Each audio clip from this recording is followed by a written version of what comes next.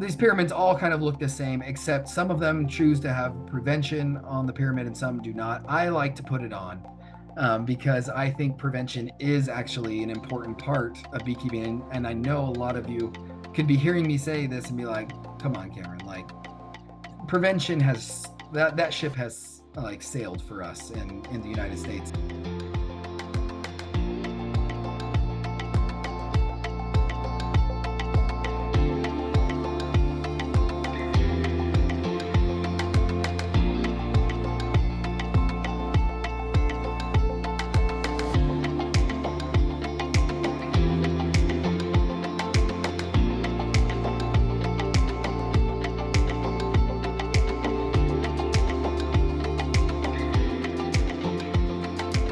Again, thank you, James, for giving me the invite. And you can't see it very well, but I am wearing my NQI shirt today. So just, Nice. oh Product yeah, placement. Yeah. yeah, a little product placement never hurts. Okay, so yeah, and it's probably got the coolest logo of that fighting bee riding missile. I mean, It's a mite bomb. it's a mite bomb. Of course it is. Of course it's a mite bomb. So it makes total sense and I love it. And I wear it to the gym and I get a lot of questions. Okay.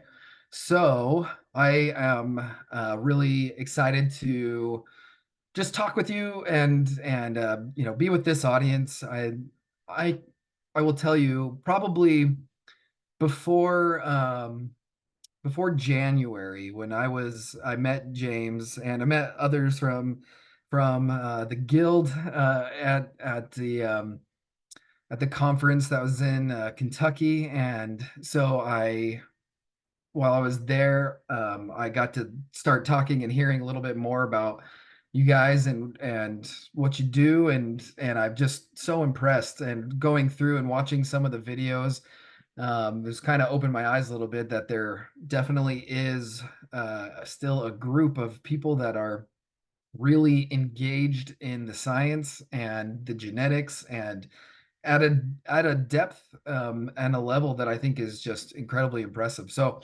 anyways, I just wanted to say kudos to you all for what you do and your mission of spreading education. I'm happy that I can be a part of it. Now, I realize that there, of course, is a wide audience and there's going to be some people that have been doing beekeeping for years and have been reading everything, and then there's some people that are going to be pretty new and maybe this is kind of some new information. So it's been kind of a difficult balance as I've kind of tried to prepare for this of figuring out how deep to go and how not. So that's why I was just going to say, put in your questions in the chat, and we'll do our best to see, how many we can get to.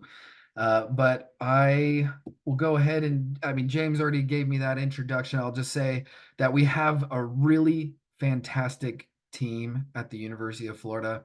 Of course, I'm incredibly biased, but I don't think we could, um, forget like to just mention like how great and fortunate like I feel to be able to work with Jamie Ellis and Amy Vu, and then just a host of like really great technicians, students, postdocs, just everybody, beekeepers. We just have such a great team, and we try our best to put out as much content. Kind of our un it's like our unofficial motto is that we basically want everybody to trip over our stuff while they're looking for something, right? Like we're trying to put out so much content and not just garbage. We have like a really strong desire to just be some of the top leaders in the country of putting forth good science, good information that are actually helpful. And so we're fortunate the beekeepers of Florida really came together to help build us this amazing facility, and we're so grateful for it. And if you're in town and you're wanting to come take a visit, we have open tours and we try to get people in to see and share in this cool place. So I'm gonna start here. We'll talk about a lot of things, but I want to start here. You know this already. We're just obviously we're having trouble. We're having trouble, and it really kind of has started for us in the United States in terms of Varroa. It started pretty much right off the bat. Varroa shows up on our doorstep in 1987. We fortunate enough that we were not incredibly caught off guard, right? Like we had seen this mite spread throughout Europe. It had kind of been introduced into South America before it came to here. So we kind of had an inkling that this was coming, right? And so we had one chemical basically prepared that was apistan. The active ingredient is called fluvalinate. So it's a pyrethroid insecticide. It's the was the only thing that we really had available to us. And of course, again, being the audience that you are, you already know when we all do the same thing over and over and over, we lose that chemical, right? So the mites became resistant uh, fairly quickly within the decade. Really, this was becoming really non-effective, ineffective. I mean, there just wasn't. It just wasn't working for so many beekeepers, and we were kind of in that panic mode of scrambling.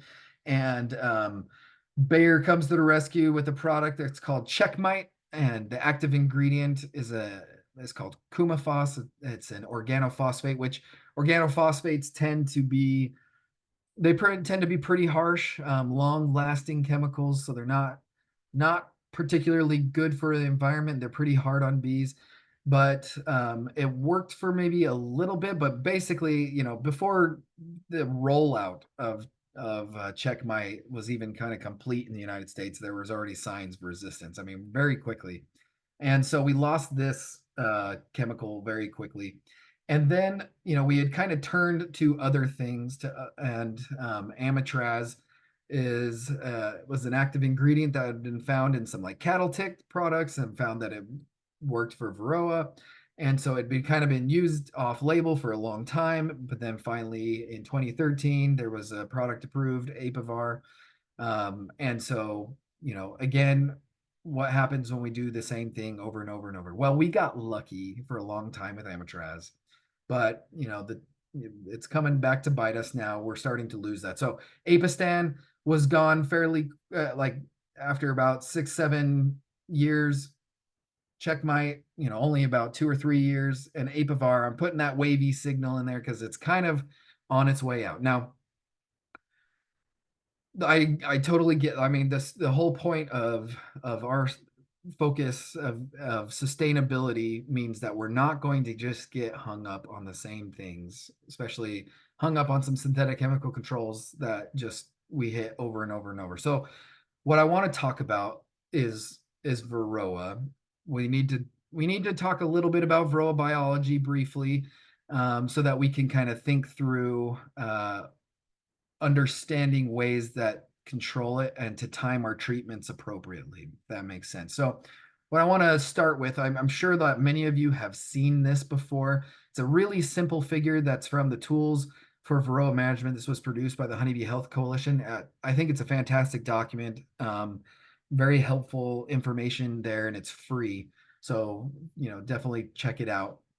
But we're going to speak in very simple terms here with this figure. It's just kind of theoretical, but let's talk about it for a second. So this blue line here is our bee population. So if we are saying that in the winter season our bees are dormant, but then as it turns to spring and our queen gets into gear and she's starting to lay, and our honeybee population increases, then kind of in that early to midsummer season, we're reaching our peak population. But then by late summer and the fall, our honeybee populations are starting to decline as the queen slows down her laying.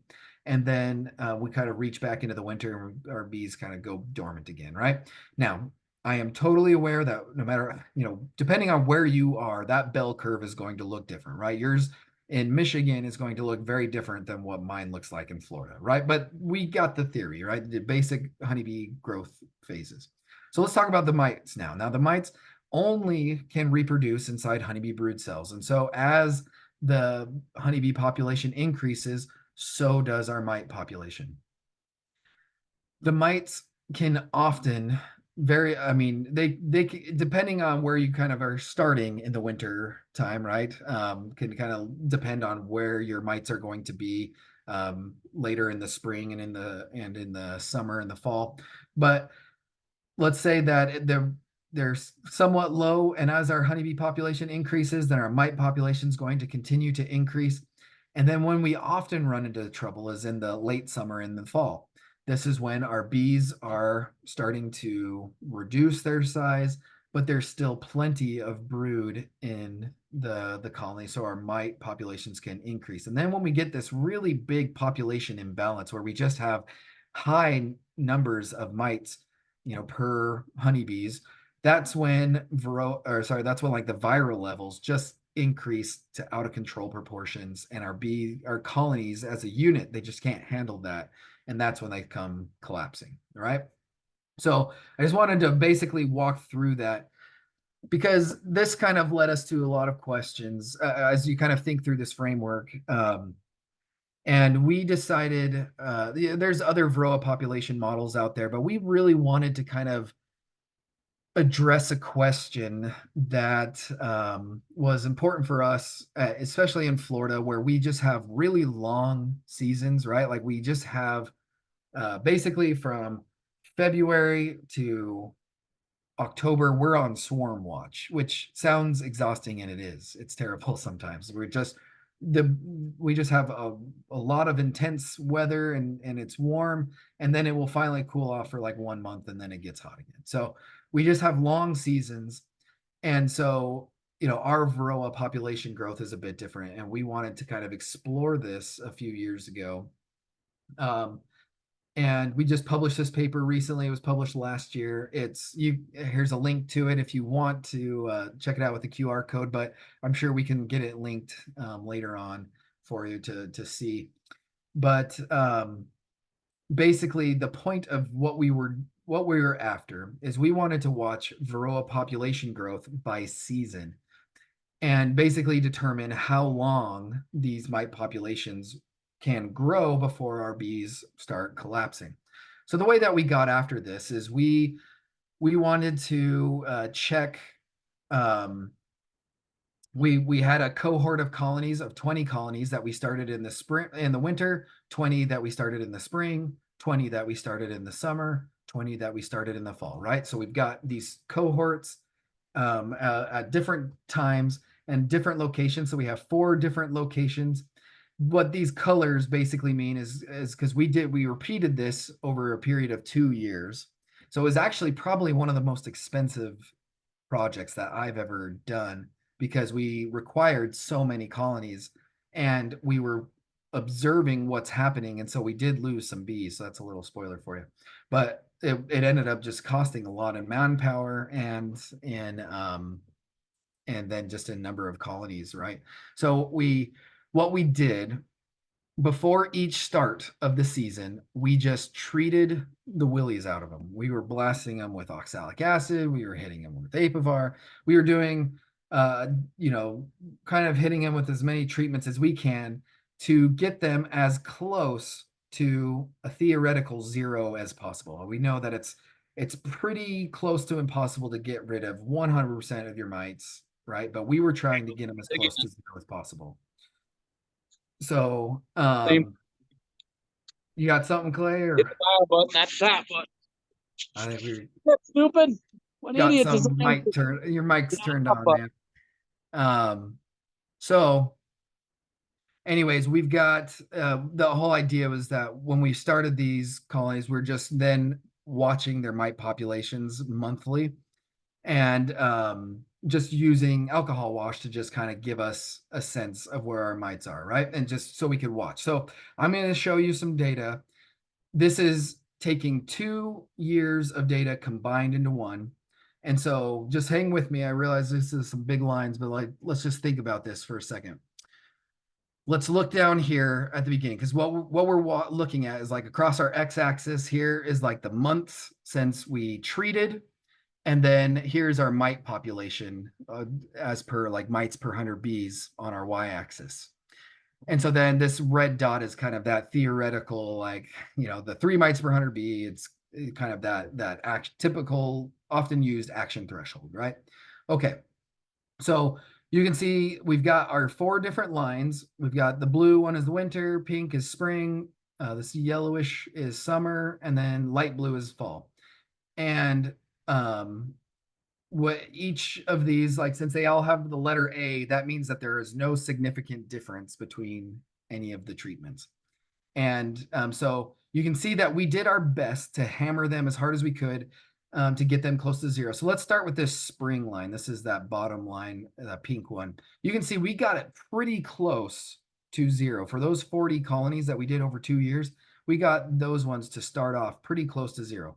And when we were able to get them close to zero, look how long it took for our mites to recover. So again, all we're doing is treating them in the spring. For us, this was about March, April, and then we stepped back and just watched. And then so that gave us about 5 months before those mite populations crossed back over into that threshold level, right? When we did this in the winter, it took about 4 months, for about 4.5, right? It was like that period of time before they reach that level. But notice what happens when we get into the summer and in the fall. This yellow line's the summer. After about like 2 months, they're already back right to that, right back to that threshold. Even though we're starting them really close to zero, we're treating them hard, but it still only takes 2 months for them to recover. And in the fall, same thing, just bam, right back up. 2 months, they're right back at that threshold. So really kind of what you see here is, yeah, you're getting more bang for your buck when you're treating in the spring. When you're knocking your mite populations down in the spring, you're getting longer coverage, right? Same in the winter, you're getting longer coverage during those times because it takes them a bit longer to build back up. Notice here how this summer population, how it increased and then it came crashing down. Well, notice that we cut all of them off at 6 months. We actually monitored these colonies longer than 6 months, but it just became kind of unwieldy as a figure to kind of keep it going, extending. Basically, what happened is most of them reached this population of kind of between 8 to about 10, 11 mites, and then they all started coming down. So that's kind of what we observed as kind of our peak. If you want to see more of it, you can go check out the paper. But one of the other things I want to show you, bits of data that we had, was kind of related to that colony lifespan. So what we're looking at here, these are some box and whisker plots. And what we're looking at is we've got year 1 and year 2. So like I said, we did this over 2 years, but we do see some like significant differences by year when we're looking at the overall colony lifespan. So for instance, in the winter time in year 1, our bees lived for an average of about 11.5 months, right? There's a bit of a range there, but about 11.5 months. But in the winter, in the second year, our bees only lasted for about 8 months when we did no kind of treatment. In the spring, in the first year, we had about 10 months. Spring the next year was about 8 months. The summers ended up being pretty close, and the falls ended up being kind of close. But this kind of, brought to us a few questions when we were thinking of, what's the difference? Why would we see these differences? And as we kind of put our heads together, we thought, well, of course, there's some differences from year to year, right? There's probably environmental differences. We had these bees at 4 sites. They're all kind of in, the same county. They're not too far from each other, but they still have differences in floral resources. And so, there are probably some environmental reasons that we had some colonies living longer in year 1 versus year 2. So something that we couldn't quite pin down, but it's likely. I mean, you've seen this as beekeepers yourself, right? Sometimes you just have good years, sometimes you have bad years where things just don't seem to be going the way that you think they should. So what some of the takeaways from this experiment that I want to leave people? Again, we weren't really that research project was not a treatment kind of project. That was an observation project. But what it kind of sparked in me was kind of this greater desire to talk about monitoring and how it's essential for our proper timing of our treatments. Because if we could catch it early and we knew where our mite populations were, and we knew that if we could hit them in the spring at a certain time, we could bring them down. But depending on what kind of treatment you're interested in applying, that's going to, you're going to get different levels of efficacy with those treatments. And so this is going to be something that comes over time with research. Even you, as as beekeepers, like, everybody should be doing their own research. You've got a pen and paper, you can take notes just as well as I can, right? Like, you can collect some data on your own. So let's talk about a little bit about monitoring.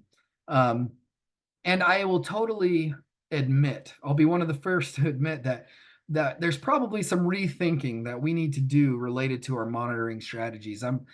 We're kind of in some early stages, but I'm with partnering with some other beekeepers in Australia and some others from around the world, where we're trying, now that Australia's got these mites, of course, they've got some funding that's coming in as they're trying to figure things out, and partnering with people trying to understand kind of what mite thresholds and sampling, and so there's kind of a renewed interest in that. I realized that also recently you had a lot of you've heard of, like, Zach Lamas give his talk, and I know he's spoken to this group a number of times.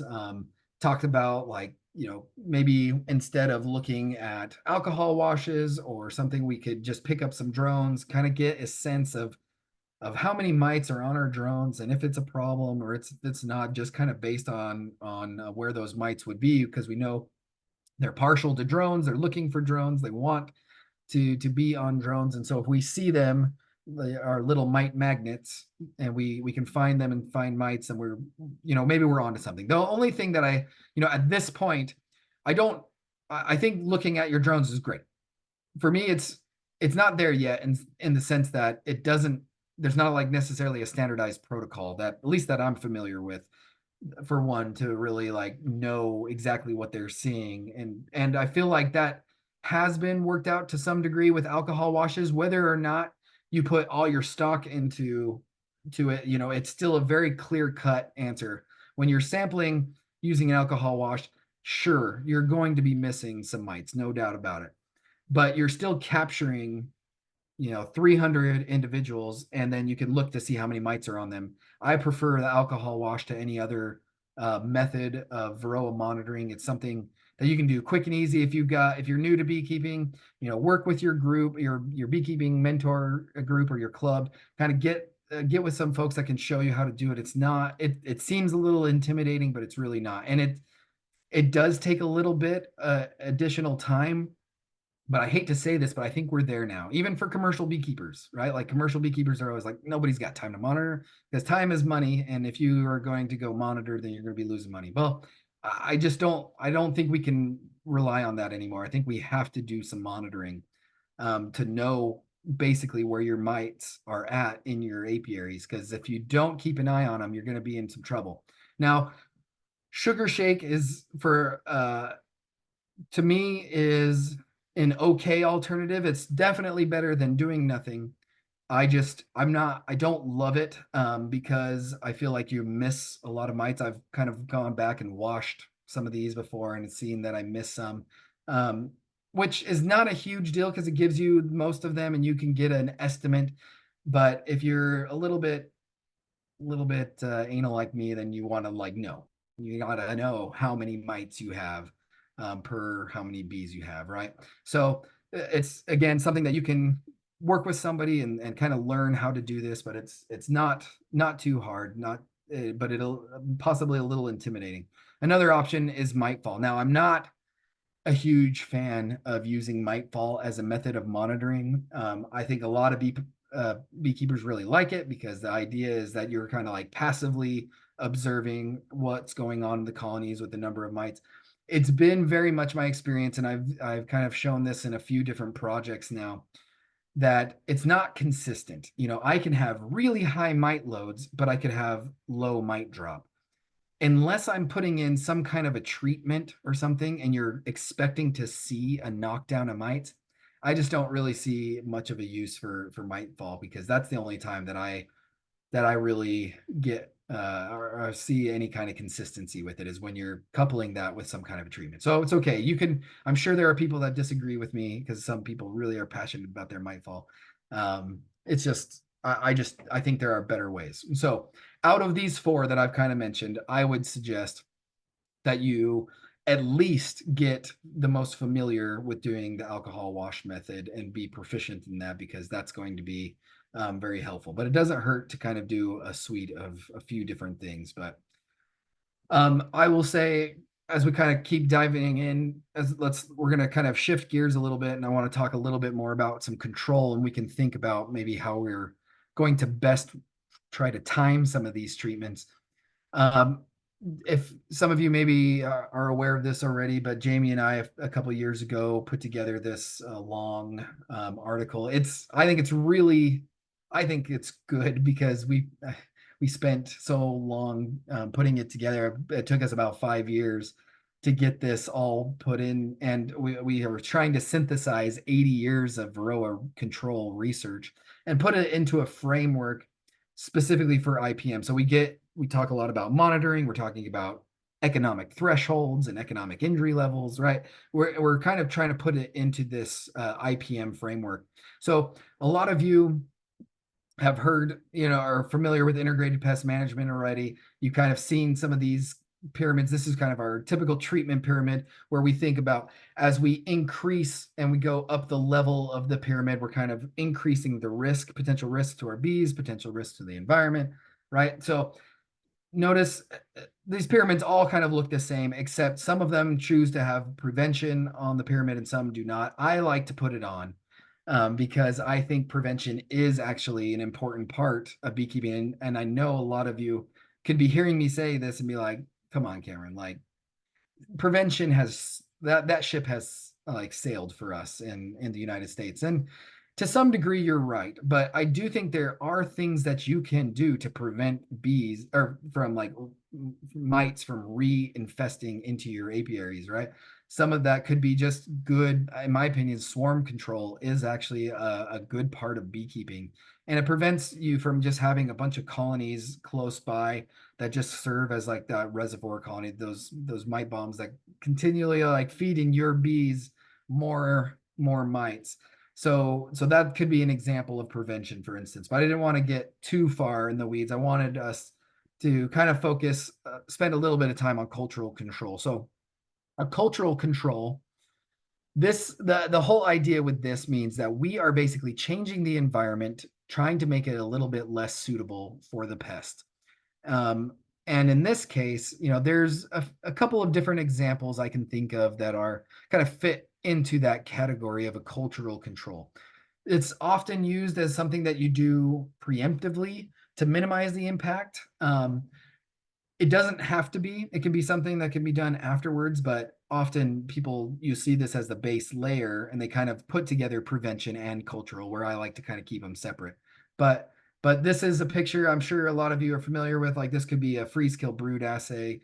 This was a freeze kill brood assay, but there are a few different assays that can be measured to specific or ways to kind of measure bees' ability to like suppress mite reproduction, whether that's like through VSH or other methods that are like kind of very specific to like hygienic behavior of them, like uncapping, physically removing an infested bee and pulling out that mite, right? So there are stocks, and people have been doing a good job in this group as a whole. I mean, I know lots of you in this group are some of those beekeepers that are working to breed mites that have these types of behaviors that are good at keeping Varroa populations down naturally. And I think that's it's an area that I don't have a lot of research background in, but it's something that I'm starting to do. And we're starting to write grants for and trying to get funding so that we can kind of help contribute in this area because just such a great need. But it's definitely the long game, right? It's the long game in that it takes a bit of time. But overall, it's going to probably have the greatest impact. It's just the way of honeybee biology, it takes a while to kind of get these genetics that you're looking for. Another example of a cultural control could be, a break in the brood cycle where you are slowing or basically halting Varroa reproduction by caging the queen and preventing the queen from doing any laying. I actually do like these cages.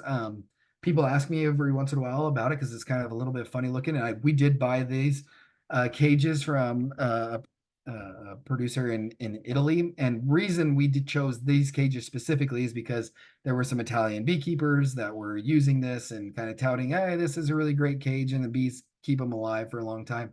And that was so far in the, the experiments and playing around that I've done with these cages, that has been my case, or my experiences. I feel like we've been able to cage queens for, um, from about 24 days. So like the entire period of time that a queen would could lay an unfertilized egg that would become a drone, right? Like that entire period of time, 24 days, we can keep our queens in there. And I've had experienced very little mortality, and the queens have come out and been continued to be accepted. So it's really because it doesn't prevent the bees from getting in; it just prevents the queen from getting out. So we didn't really have issues with that. And so, if you're thinking of applying these types of cultural controls, well, let's think about it. Causing a brood break in that spring period would actually be a really devastating thing for your bees, right? You wouldn't want to halt their growth in the spring, or else they would probably dwindle because that's when they're going to get their best spring flow. So this type of a control would not make sense in that spring, but in the winter, you're kind of automatically getting this type of a control, right? So this is there's already a break in that brood cycle. So that's when you could maybe pair that with some kind of a treatment where you're knocking down more mites. In terms of like using reproductive stock, a lot of people requeen in the fall. That could be a great time, as your mite populations are high and you're trying to hit them, you're going to be requeening. That could cause a little bit of a break in the brood cycle. Plus, you've got some time for your bees to you've got some time to knock down the mites so that they can keep them low during the winter and the spring, if that makes sense. So I don't know that there's necessarily a wrong time to requeen. If sometime like you could put an order in and you're not going to get it until June. It's just, you kind of do what you can when you're working with queens. But requeening in the fall with a good hygienic stock could be a really great way to go. Let's kind of move along the scale here, and talk a little bit about mechanical controls.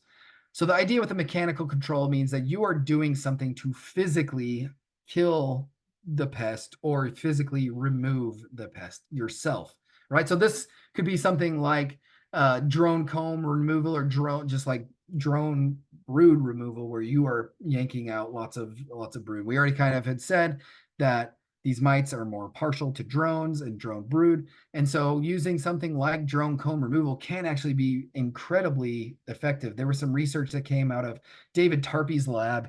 It's been a good 15 years ago now, but where they were able to remove up to about 95% of Varroa in one go, right? Like, now I totally get that the planets kind of have to align and everything has to go perfectly for something like that to happen.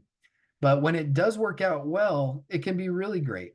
Your drones, the trick is you have to time this at a period of time where your bees want to make drones, because it doesn't matter what you do. You can put this drone comb foundation in there, and then if it's not the time of year for them to make drones, they're not going to do it. They will just fill that full of nectar or pollen or something, right? Like they will use that space how they want to. But if you can do this in the spring or some, later on in the potentially in the early fall, when they want to, whether maybe they'll make their last ditch drones, you could potentially make this work. Now, of course, you've got to make sure that you as a beekeeper are paying really good attention, and exactly when you put that in, you're keeping an eye on it, making sure that that queen is laying kind of uniformly along there, and that you are removing that frame at a time when those cells are capped. And you could go put it in the freezer, feed it to your chickens, whatever you want to do. And that will help to just remove a decent chunk. So think about the timing of this particular treatment. This one does have to be hit at the spring, or just at a time where they are producing drones, and they're going to produce drones uniformly. Screen bottom boards kind of get lumped into this mechanical control. I mean, they are a mechanical control. You are doing something, you're making a physical change to the hive to allow mites to enter out. At best, it's been shown to kind of reduce mites at about 10%. It's not, when people tell me that they are like, they're like, oh yeah, I'm doing some Varroa control and I've got screen bottom boards on there, and I'm always kind of like, you need more than that, right? You need a lot more than that. That's not going to do much for you, but it can be okay, like I said, for Varroa monitoring if you are doing other things, in my opinion. There's another opportunity here, like to, I tell people this all the time when I'm talking about Varroa control, and people will ask me about what my thoughts are about hyperthermia. So hyperthermia is kind of the opposite of hypothermia, right? Hypothermia, you're too cold. Hyperthermia, you're too hot. So like the temperature at which a Varroa will die and where your honeybee brood will die are actually pretty close.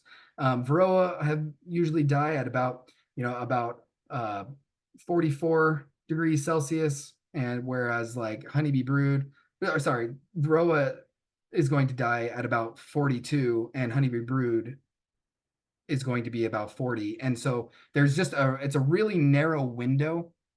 And so it's one of those things where I'm not necessarily an early adopter of technologies. So I'm kind of waiting for some other people to keep developing this, but it can work. uh, the problem is you just have to hold that temperature steady for a long period of time, but it will kill mites, for sure. This is just an example. I mean, there's lots of different devices, and I'm not doing any kind of product placement here. This was just one that I thought was a cool idea, where there was kind of a window that kind of heat up the hive naturally, and then they could kind of close it and it would hold that temperature for a while. And anyways, it's one of those things where, like I said, you've got to be very precise and you've got to be able to do it for long periods of time, but it can work. Now, think about it. When would that work the best? Probably at a period of time when your colonies, maybe there's a brood break or something like that, that you'd probably be accessing a lot more mites during that period of time. But it can also has been shown to get some mites out of the inside, or like be able to affect the mites that are reproducing down in the brood cells. So, there's you might decide to like try this sometime in the spring, but in the spring you got to be so careful. You don't want to damage any brood. So I don't know the right time for sure, on that one. That's something that you could kind of play with. And I always like hearing from people when they're trying this and trying new things, and they let me know what they're finding, because there's so many things that I would like to try myself, but it all comes down to time and money, right? So having everybody else try things and letting me know is really fun for me. All right, let's keep going. Let's think about the next level. This is our biological controls, right? And biological control means that you are using an organism to control another organism. So it's by far the coolest level. Like, I mean, as a biologist and a nerd, like I can totally geek out when I talk to people about biocontrol. I get really excited because I think this is awesome. Um, and I'm kind of gross. And so like when I see a caterpillar with like, other organisms crawling out of it, I'm like showing my kids, I'm like, come here, like this is awesome. And my wife thinks I'm disgusting, but it's okay. I think it's great. Now, this is a picture of small hive beetle, like small hive beetle larvae. There's been a lot of research that has shown that entomopathogenic, nematodes are really good at targeting these in the soil, and they can serve as a decent biocontrol. But in Varroa is just such a unique pest in the sense that they are hunkered down kind of inside of our hives. There's not a lot of things that can get access to them. So, a lot of researchers have gone to Varroa's native land, and all the researchers in Asia, and they've kind of been looking for natural enemies of this mite, and they just don't really find it. And it's because they've kind of evolved to live inside honeybee nests and kind of take some shelter there. And so there's not a lot of natural enemies, but people have been researching entomopathogenic fungi, and have seen that uh, that some of them can control. Whoops, I went the wrong direction there. So some of them like can grow on Varroa and kill them. However, inside of a honeybee hive, it's pretty warm. The bees keep it warm, right? And that's like higher or too hot for a lot of fungi. So there are some researchers now that are breeding, trying to breed different entomopathogenic fungi to be able to withstand those high temperatures inside the hives. But we're not quite there yet for it to be released and for people in the public. People have been testing, like playing around with other biocontrols like pseudoscorpions and Stratiolaelaps mites. These mites are often used in greenhouses to control other small mite pests. But the thing is, you know, there's a lot of things that work well inside of a laboratory that don't quite work well in the field. You know, I could put a mite in a Varroa in a petri dish, and I can throw a pseudoscorpion in, and guess what? That pseudoscorpion will grab that mite and will eat it.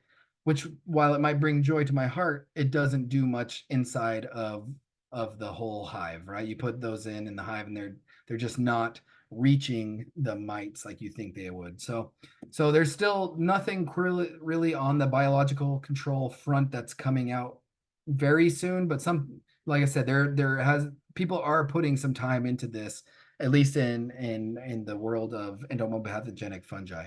So now let's look at our last level as our chemical controls. So we've got it broken up into two groups. You've got your natural chemicals and you've got your synthetic chemicals. So our natural chemical, these are compounds that are derived from plants primarily, but they are found in nature. I guess the main important difference, not that either a chemical that is natural or a chemical that is synthetic can hurt you either way.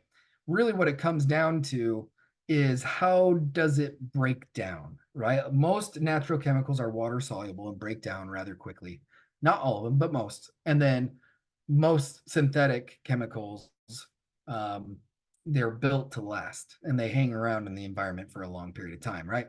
But to have potential to make some bees sick. So I'm by no way like making I'm not going to go into the big list here. It's a different presentation for a different time to talk about all the different chemical controls. But I wouldn't be called the oxalic acid man if I didn't have to work in a little bit of oxalic acid at some point. But certain chemicals like oxalic acid or formic acid, they can both be effective. But this is where a lot of good research and your own research is going to come into play, where you are keeping track of how things are actually working in your apiaries, right? Because oxalic acid can work at certain times of the year, works really well, especially when the colonies are broodless. Formic acid can work, but it can be pretty harsh on your bees at certain temperatures, right?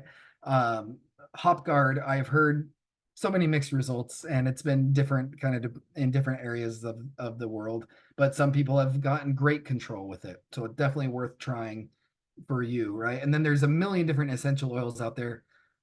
Most of them, I'm sure, don't do anything, but some of them have potential. And this is kind of where it's fun as a beekeeper to kind of be able to experiment, to think, and I'm not advocating for people to use things that are not labeled and used for honeybee colonies, but I know people are going to do it anyway. So what I'm saying is, if you're going to do it, you got to take measurements, like collect data, right? People will tell me all the time that they've solved it, they figured it out. But then they never have any data. So in God we trust, all others need to bring data. All right, so last second, we already talked about synthetic chemicals, so I'm not going to harp on this very much to say that right now we're kind of up the creek a little bit. We've got some amatraz, fluvalinate can work, like the apistan product can work sometimes. Coumaphos, the checkmite, never works. And so we're in this stage where there is a group of us, and me included, where we're working to look for new chemicals, natural chemicals that are considered like biocides or natural pesticides, and as well as synthetic chemicals, looking to just try to find what works so that we have a few more arrows in our quiver, right? Not that I think the message is hopefully hitting home, that we don't want to get stuck on the one thing, that we need to try different things and be rotating, but to have some additional options in that area. So what kind of as I'm wrapping up, and maybe we have some time to like talk a little bit more, is I guess I just want to kind of hit this point home one more time. Is just like the importance of monitoring, because again, if you don't know where your mite populations are, you don't really have the ability to make informed decisions. And so, we used to say to the people, yeah, take a look in the spring, take a look in the fall of your mite loads and make some choices. But I really think you've got to do it more than that. Like during your production season, you should probably be looking every month, because you will be surprised how quickly they can pop up on you. But this is what's the kicker, because there's a lot of beekeepers that are large, commercial beekeepers that are managing hundreds or thousands of colonies, and they're just like, Cameron, yeah, right. Like that's great in theory, but I can like no, I don't have time to measure. And my point is I don't even think you don't need to measure every single colony if you're a commercial beekeeper and you got, hundreds of colonies. Like it's not going to. I understand why that's impractical, but what at the very bare bones, what you should be at least doing is be measuring before and measuring after treatments. Because if you're not doing at least that, you have no idea if what you're doing is even having any level of effect. Because just because you spent a lot of money on a treatment does not mean that it worked. There is so much that we're unpacking about the timing and effectiveness of treatments, that you do have to time it right. And so thinking of that Varroa population growth model that I was showing you, think about that. If again, you might think that you treated something and you got a good knockdown in the fall, but then you think you're safe for a while, but you're not, right? You could be, those mites could just be right back up in a hurry. So you've got to be looking, you've got to be thinking about this. It should be on every beekeeper's mind.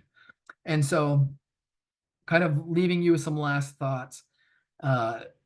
There of course is more than just chemical treatments available. I'm a huge proponent of some of these other treatments, especially good genetics, good breeding. It's going to just play a more and more important role in our world of beekeeping and Varroa management. And so rightly so, a lot of effort needs to be placed there. I still think, in addition, what we really need is some additional research into like combinations of treatment, like using good hygienic stock and then also hitting them with something at a certain time of year, or using like non-chemical control, like drone comb removal, and then you're cleaning it up with something like oxalic acid dribble or something, right? Like there's got to be some ways that we can optimize our Varroa control that are useful for everybody. And it's an area that I'd love to chat about for a few minutes after, so we can kind of think through together about this.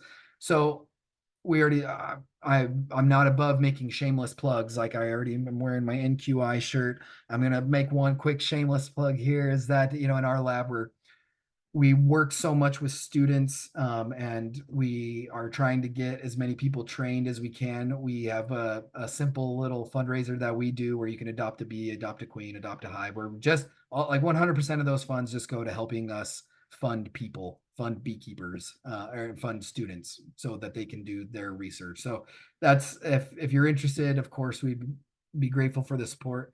Here's my email address. Happy to answer some questions if we don't get to them tonight. But I appreciate the opportunity again for allowing me to be here and to chat with you and to continue to learn with you guys. So with that, why don't I stop sharing, James, and then we can talk. Thanks, Dr. Jack. I appreciate all of that in the presentation. We do have a couple of questions throughout the chat while you were presenting. One of the questions related back to some of the research that you were doing with the mite treatments. Was there any provision or consideration of the types of stocks that were being utilized? Were there notation, at least, were they a specific race or hygienic, VSH, etc.? Yeah, great question, Anthony. So I will say we did some thought about this and kind of ahead of time, and we decided for now we actually want to repeat this work, and we're writing a grant right now to kind of repeat that with different types of hygienic stocks and things, so that we can compare how this works. But in this study that I presented to you, we used some unselected. They were just basically our Florida mutt bees that have kind of been unselected for anything. But we kind of use the same groups of bees over this 2-year period. And so, yeah, just unselected stock from Florida.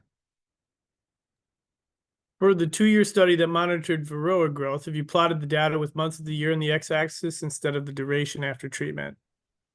So we put specifically the months of the year, or we showed we plotted them by months, but we realized it would have been great, and we talked about doing this. We just didn't really have the capacity to do it, of like pulling in a lot of climate data into it so that it could be a little bit more applicable to where people are at different times, because we realized that this is like kind of specific for Florida. But yeah, that's, I mean, what we were doing as we were watching along the x-axis was I guess not necessarily the duration of we were watching the duration of the treatment by watching how much time had passed. And that's, yeah. So if you got, I don't know, if there's some other way that we could use that data, we can keep thinking about that. Is there a best practice on how long to wait to do a post-treatment mite check, and does it depend on treatment you use? That's a great question. Let me get back 1 second to the one that I just answered before, because then it kind of hit me just a second ago. If you go into that article, we actually did plot, or we have a table. I didn't put it in this figure, but we have a table where by month, if you applied a certain treatment at a certain month, how many times like you would kind of expect to need to treat over a 2-year period. That might be something that Charlene, that might get at kind of like the question that you were thinking of. And so, yeah, I invite you to go check it out and see. It's a free article, anybody can access it. And that might kind of get at what your question was getting at. So I'm sorry, James, my head's back in it. Ask me that question again. Is there a best practice on how long to wait to do post-treatment mite check, and does it depend on the treatment that you use? Yeah, great question. So it does depend on the treatment that you use, right? So like, let's say you are using Apivar strips that have, you read that label, that's like a 42-day treatment. So what I would do is I'd be like measuring before, I would put those strips in, and then I'd come back in 42 days, remove those strips, check one more time, see where my mites are at. You know, it could be a little bit different if you're talking to like drone comb removal, for instance. You know, you would probably check before the bees were capped. So like, and then maybe you come back a week later, like when they're capped, you pull it out.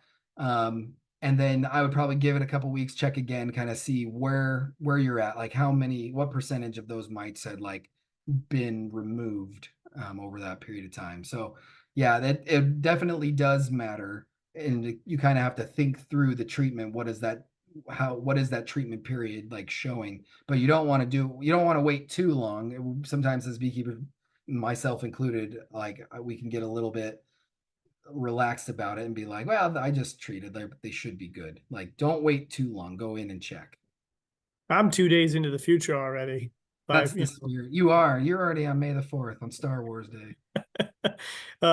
Anthony raised a point from a presentation that he was attending previously, that there was discussions about bringing back Apistan and check mite as mite treatments. Is that something you've heard as being a viable approach? So this is something that we have looked in. We're always checking these because for various experiments that we've done. I will tell you that I think I've mentioned just briefly, like Apistan, we have seen some level of control. Like it can potentially work. It's been long enough that those the phenotype of resistance to that particular chemical, right? Like it kind of goes away, or it's kind of been reverted. Like they're now susceptible again to some degree. Although previously, like in the early 90s when people were using it, it was giving like 95% control. You're not going to get that ever again. I mean, that's just gone. But you could potentially get like 70% control. So it's an option. Now, I will tell you that I have checked Checkmite every single, like every which way I can possibly do. I have never seen it kill Varroa. Like those mites are just so incredibly resistant to that I don't see Checkmite ever coming back. They laugh at it. They laugh at it. Yeah. Well, thank you so much for taking some time to answer the questions. I want to give everybody an opportunity to take a brief bio break before we bring on our next presentation. Dr. Jack, as always, it's a pleasure to talk with you and see you. Too bad it's virtual, but this is the cheapest means for us to hang out together. That's true. Yeah, Well, and if anybody again. and if anybody has any additional questions, feel free to reach out. Dr. Jack is always fairly responsive. So Fairly responsible. I try. Yeah. I try. Yeah, he does great. Have a good night, Thanks. Dr. Jack. Thank you. Appreciate you. Have a good night.